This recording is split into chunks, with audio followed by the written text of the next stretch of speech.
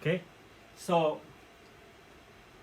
the carer, okay, we already mentioned several times about the carer, okay, and some of you ask questions about it. Okay, a carer is an unpaid family member, friend, or neighbor who supports those who are frail, aged, disabled, or chronically ill. Okay, so when we say unpaid, okay, there is no salary. They only depend from the Centerlink. They only depend carer allowance coming from the Centerlink. Okay, there are estimated to be 2.6 million carers in Australia. Of those, 475,000 are primary carers, meaning they provide the majority of care to another person. Okay, carer might assist the client with activities of daily living, be a key person for transport, social, or medical appointment support, etc. This which we already discussed a while ago. Provide emotional support and assist with decision making. Okay. Next is here. Okay. Identify the knowledge and the skills of the carer, roles and responsibilities in a care relationship. The person, okay, providing a safe place to work for staff, keeping information up to date, and informing service providers of changes. Okay? Family members, share relevant information and support safe work practices for staff in their home. Okay? The support worker carrying out their work tasks to the best of their ability and in line with the requirements of their employer. So when we say in line with the requirements of their employer, so before you apply for work, you have to submit your qualification for the role that you are applying for. Okay, for example, you finish your certificate 3 in Agedcare, then you need to submit the copy of your certificate so that they would be able to know that your knowledge is only within this program. Okay, friends offering social and recreational support and friendship, and this can be vital in maintaining the primary caregiver relationship. Okay.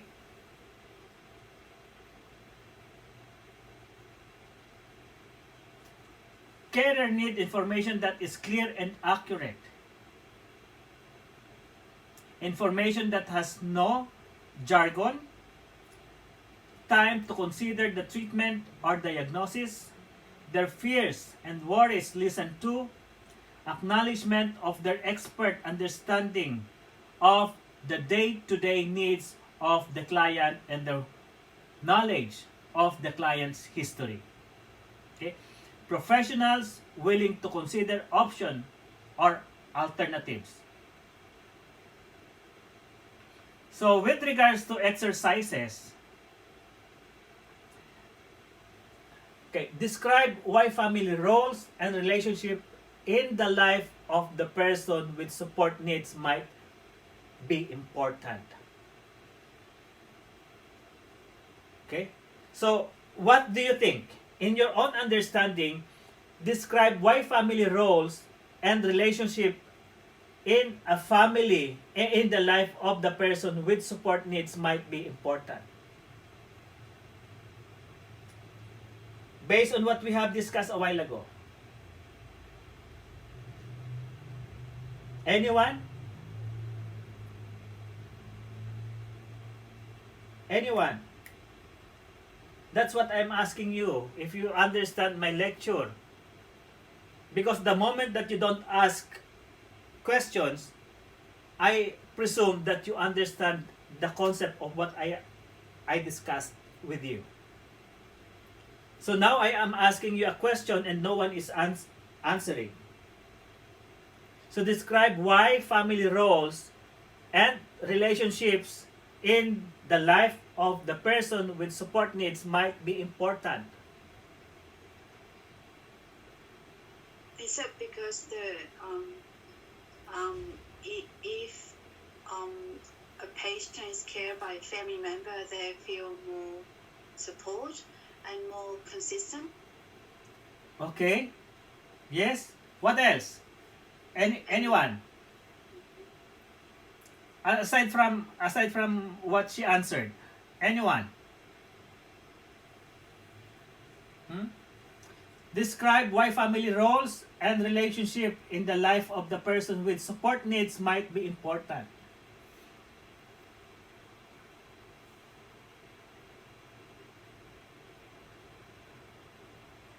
So if you're sick, okay, if you feel something that is not normal to yourself,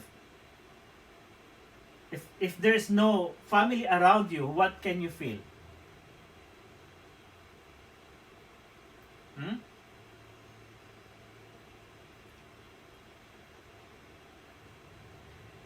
The person with disability, the person who needs support, okay, will feel more comfortable if their family is there to support that person.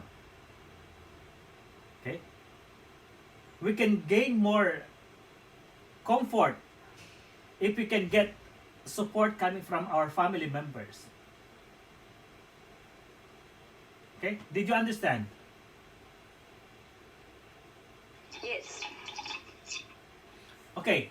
Next, why is it important to confirm with a supervisor the role of the carer in their family member's life?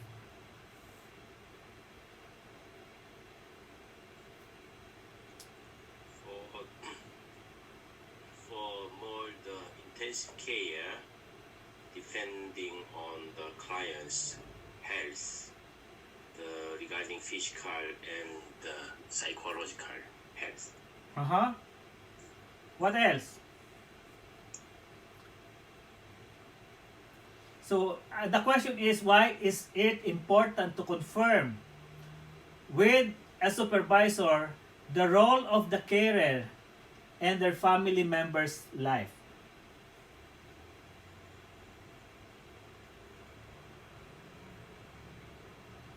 Benjamin, where is the question in here in the PowerPoint?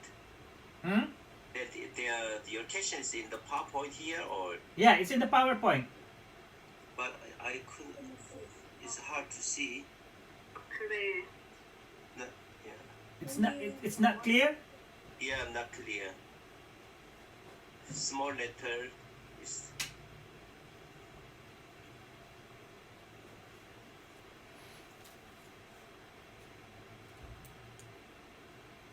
Yeah, it's on the PowerPoint. Now it's alright. It's all right now. Yeah, now it's alright. Okay. So why is it important to confirm with a supervisor the role of the carer in their family members? Because they know about the history of the family. Yeah. They know the history of the family. Yes. What else? And they have a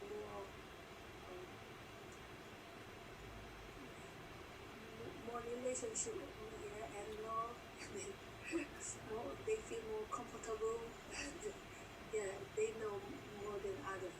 Okay. So the question is, why is it important to confirm with a supervisor the role of the carer?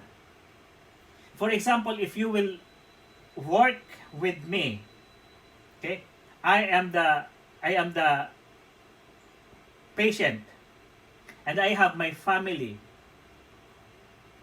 Okay? Why is it you need to confirm to your supervisor your role as a carer in my family members.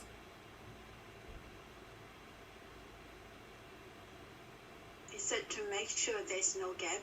Yes, that precisely. To make sure that there is no gap between the family and the carer. And also the family can only function within their boundary. Okay? So that the carer will have a freedom to execute the primary care that she needs to deliver to that person. Okay? That's very important. Next, what is one reason that a person who is a carer may begin using a respite service?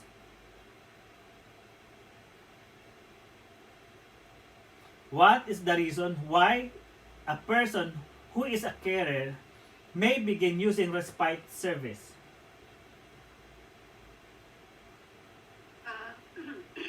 Maybe the carer, he or she have a medical issue. He need to go to the hospitals, and he need someone to look after the person. All right. So, because of stress. okay, if the carer has a medical issue, okay, then he can refer the elderly or the patient to respite service, so that someone can take over if he will not able to deliver his care to that person, right?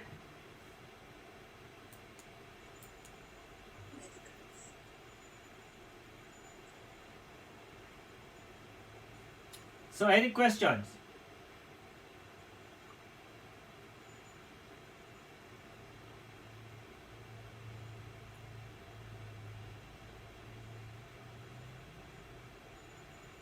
Okay, so with regards to, we already discussed this a while ago, but I want to discuss more deeper. Okay, assess and respond to changes in the care relationship. Okay, direct attention to the needs of both the carer and the person receiving care. Seek to avoid giving one party preference or privilege at the expense of the other or the relationship. Acknowledges the response of the different circumstances and context in which caring relationship exists.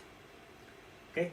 Recognizes the diversity of care relations and recognizes ongoing shift in relationship across the life course of both. Okay? Parties and understand that relationship have histories and have subject to dynamic change. Okay. So next is key changes that might include risk. We already discussed this. Okay. So I just want to give an emphasis regarding the multiple competing role demand and conflict in relationship with family or service providers. Okay, multiple competing role demands, it means that when the client's health deteriorate, okay, the client will need more attention. Okay? And that attention might not be within the context of the job description of the carer. Okay? So it may place the life of the patient at risk. At the same time, it will also put the life of the carer at risk. Because if the client need more nurses to look after them, if the client can no longer manage by one carer, then both of them will be at risk. The client's life and also the life of the carer. The client's health will be at risk, and also the carer's health will be also at risk. Okay? Okay, life cycle transition. Okay, they refer to a time of change and movement from one life stage to another, such as moving out of home, retiring, or starting a family.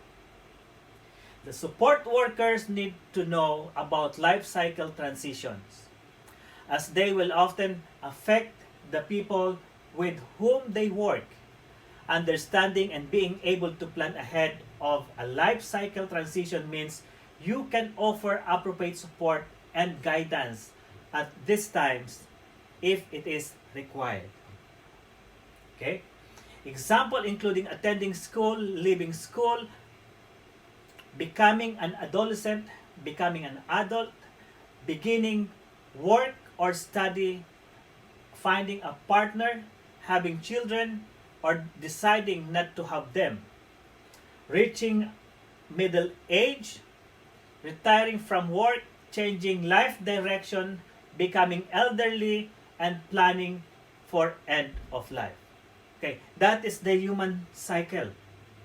Okay, so at this point in time, each of us must have a vision on what are we going to be, or what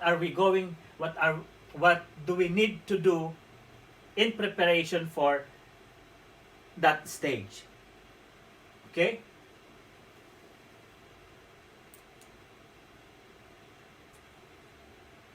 Okay, the positive and negative impact associated with life cycle transition. So, the positive impact, we have greater control and autonomy, sharing tasks and responsibilities, and increased independence, improved self-esteem, happiness, and satisfaction in life. Those are the positive. So when you get old, the negative impact will come in. Less time for recreation because you can no longer manage to go anywhere by yourself. Greater demands from others because you can no longer look after yourself. You need an assistance coming from your family or from your carer. Cost of activities and items. Okay. Distress, depression, and worry. So you will be distressed to yourself, to your situation. What if I can no longer walk tomorrow? Who will be looking after me? Okay? Because you will never know if one of your children will be look after you when you get old. Okay? Challenges to sense of self. Okay? Those are the negative impact when you are already on that stage. At the moment, you can still manage to do those things that you want to do. Okay, you can manage the tasks and responsibilities. You can go anywhere where you want to go. Okay, you can feel satisfaction. But when you get old, when you slowly aging, okay, the negative impact will sink in. Okay? Any question? Any question? No question. No. No, thanks. Alright. Here. So support carers, family, and friends to maximize ongoing support. Ensuring there are available staff capable of providing support. For example, if I work in the nursing home wherein most of our residents are Italian. Okay? So even though they already been in Australia for 60 years, 70 years, when they become demented, when they become dementia, okay, they only speak the language that they have learned during the time that they are still young. Okay, they can only speak the language that they have learned during the time that they are still in their formative years. Even though they already been in Australia for 70 years, 60 years, when they become dementia, then they can only speak Italian language. So, For that, they are not using English. pardon? Italia, they are not using English. They don't speak English. Okay, they speak their language, Italian language. They have their own language. Yes, same like us. Okay, so for the Filipino, we speak our own language. Yeah. For those people from China, you speak your own language. It's either you speak Mandarin, it's either you speak Cantonese, but you speak your own language. So even though they've been here in Australia for 60 years, 70 years, when they become dementia, then they only speak the language that they have learned during the time that they are still on their formative years. So if they are Italian, they only speak Italian. Okay? So if the resident can no longer speak English, it's really hard for us, the nurses, to understand what they need. Right? So this is for us to be able to meet the needs of our residents, then we need to hire an interpreter who will help us to convey the message that we want to tell the resident, and also to tell us what the residents wanted to tell to us. Okay? Because we want to meet the needs of our resident. So that is the ensuring there are available staff capable of providing support. If they can no longer speak English, okay, you should have someone to interpret so that you will be able to address the needs of your elderly. Okay? Next, allocating adequate resources to provide support and evaluate outcomes. Excuse me. Yes. Each nursing home there is interpreter, or through the facility we can call, can ask help. Okay. So it depends on the nursing home that you are working with. If they are able to hire people coming from that is the importance of multicultural environment. So that if, for example, if you are working in a place wherein there are several nationalities working, it's easy for you to address the needs of the resident. Okay? Because if you cannot speak their language, then someone can interpret and can talk to the person. Okay? Any more question?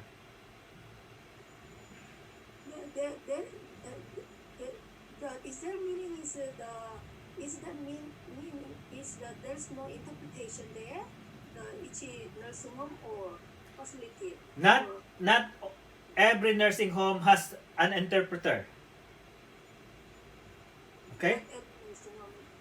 It depends on the nursing home if they can afford to pay an interpreter to stay in the nursing home to work from Monday to Saturday or Monday to Sunday.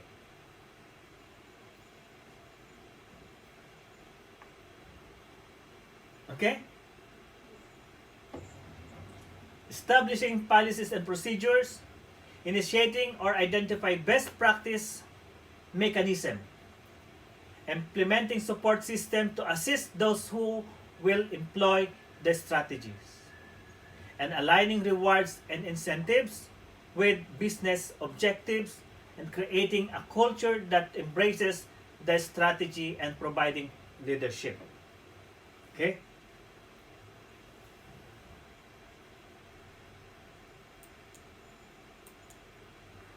Service options to help maximize support. Okay, short and long-term respite care. So when we say short,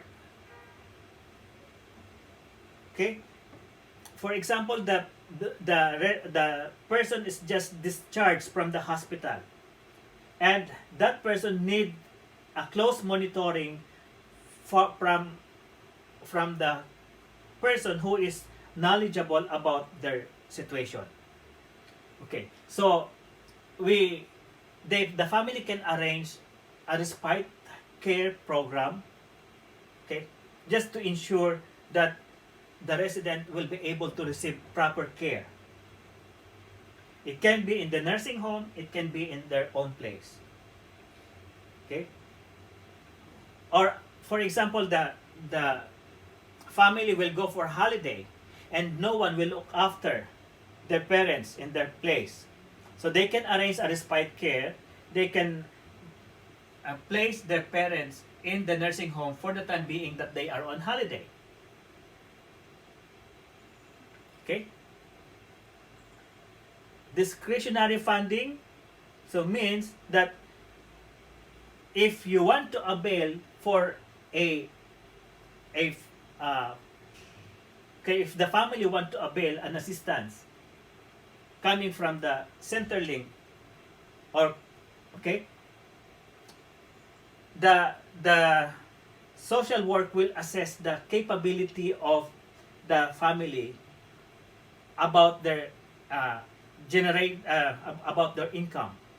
So how much they can get assistance coming from the Centerlink. Okay.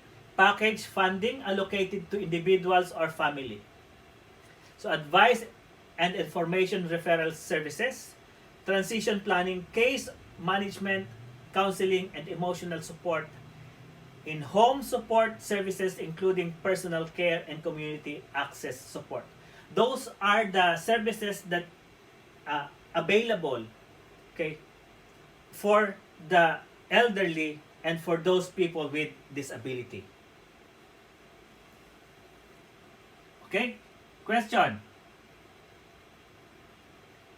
Question? No questions. No questions.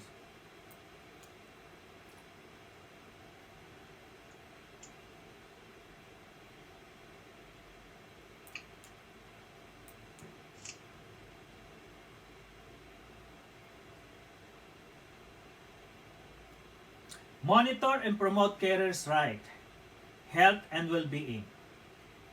Okay. So under this, we have to support a policy focus on the relationship between the carer and the person receiving care. This framework identifies three overarching principles for program.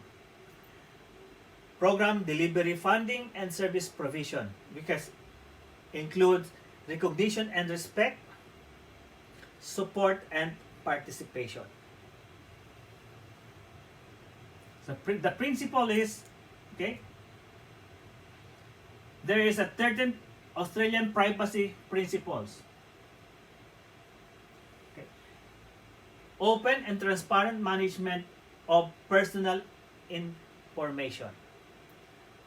Autonomy and pseudonymity, collection of solicited information or personal information, dealing with unsolicited personal information, notification of the collection of personal information, use or disclosure of personal information and direct marketing. Cross-border disclosure of personal information, adoption, use, or disclosure of government-related identifiers, quality of personal information, security of personal information, access to personal information, and correction of personal information. This is Australian privacy principles.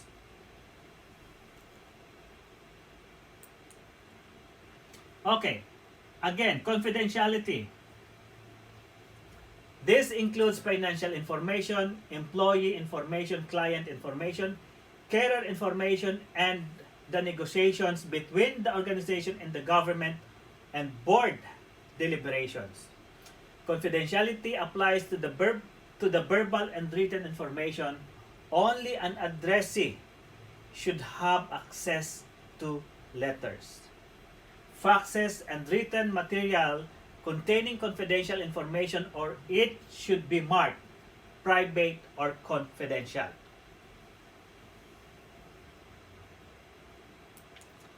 Disclosure with content. Okay. The individual would expect the organization to use information in case a staff member might need to consult with another staff member to assist with improving care and treatment of an individual. When collecting information, it is advisable to discuss with the individual how a team-based approach might affect the handling of personal information. Okay? So disclosure without consent. In limited circumstances, there might be a need to use or disclose personal information to lessen or prevent a serious and imminent threat to an individual's life, health, or safety, or to public health or safety. Other circumstances where legal obligation to use or disclose personal information are required by law. The community service provider must do so, for example, mandatory reporting of a child abuse or the notification of diagnosis of certain communicable diseases. Okay, so we can inform the public to be aware, okay, if one of our client can harm the other person. Okay, so we already discussed the confidentiality, okay, but we are allowed to what do you call this, to break the confidentiality if the person will bring threat or risk to other person. Okay? If the person will be able to harm the other person, then we need to tell to the other person that you need to be careful with this person, because this person has a behavior issues. Okay? Or if the person has a communicable disease, then we need to protect the other person by exposing to that person. Okay? Those are the disclosure without consent. We are protecting the health of other person, because the moment that they may expose, they can be acquire the disease that the other person has. Okay?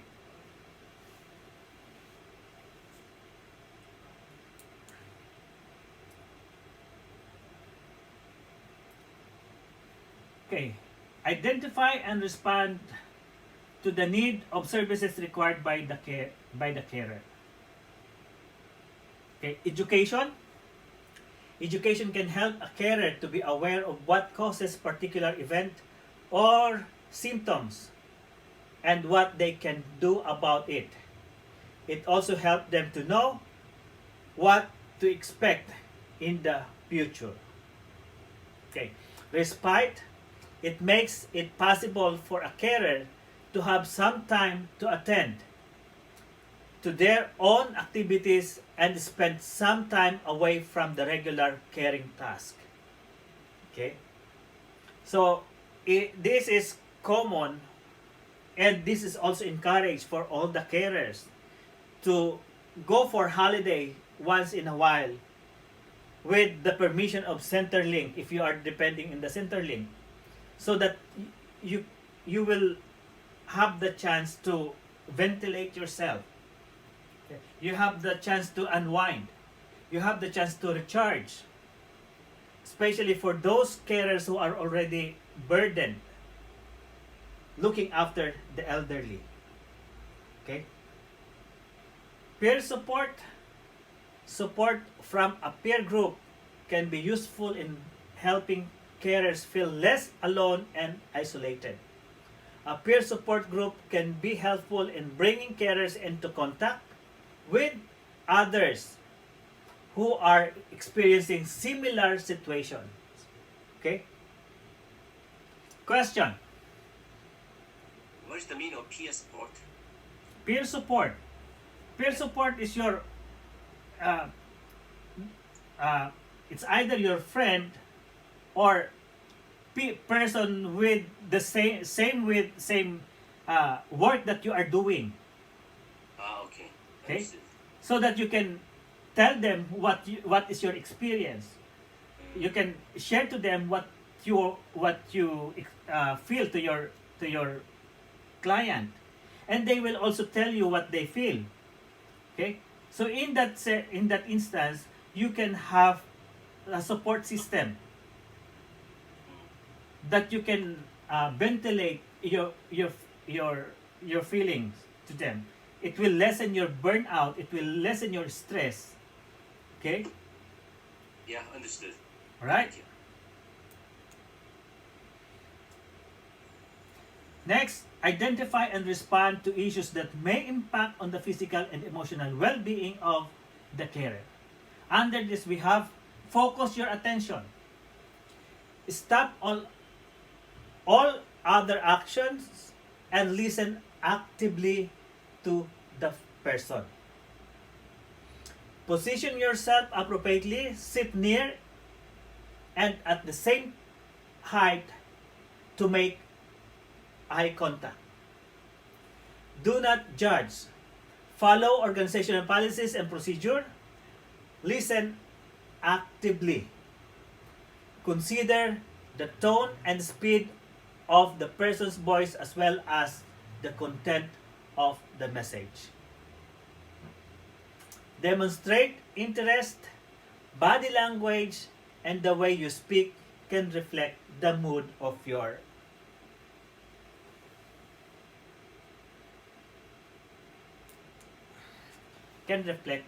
mood. Consider barrier, language, and physical impairment. Miss Selena Wu? Miss Selena? Hi, Juma. Oh, you're too early for tomorrow. What time is your class?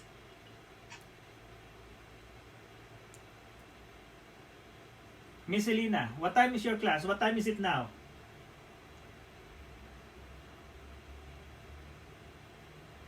Your class starts at 9 o'clock. 9 to 1 o'clock. What time is it now? It's 11:16.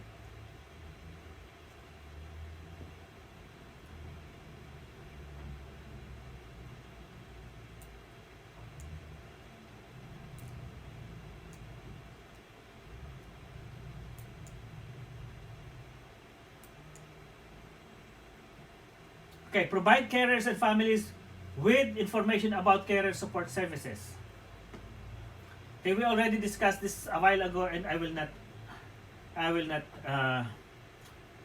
need to repeat it again. Affiliation and recognition strategies. Ask questions with imply that the carer is more expert and skilled at a task than the support worker. Make positive comments about how the work of the carer is making a difference in the person. Acknowledge that many tasks are hard, heavy, and often tedious. Use body language as smiles, nods, or a touch of the shoulder if appropriate to show that you understand the carer and their situation.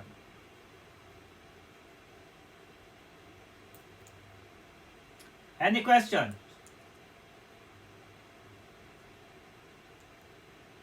No, No questions? no questions. Okay, if you don't have a question, I have a question. How can a support worker respect the confidentiality and privacy of the carer as well as the person with support needs? Okay, anyone? Be a positive employee. Okay, positive. Okay, what else?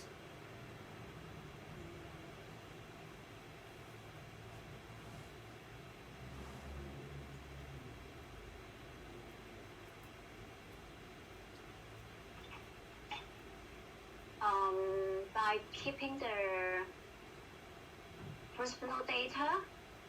Share some emotional involvement. Share emotional involvement. Yes, correct. What else?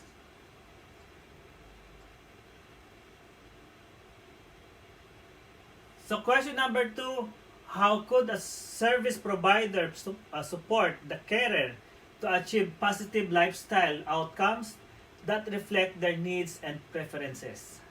So we're talking about carer here. How could a service provider support the carer to achieve positive lifestyle outcomes that reflect their needs and preferences?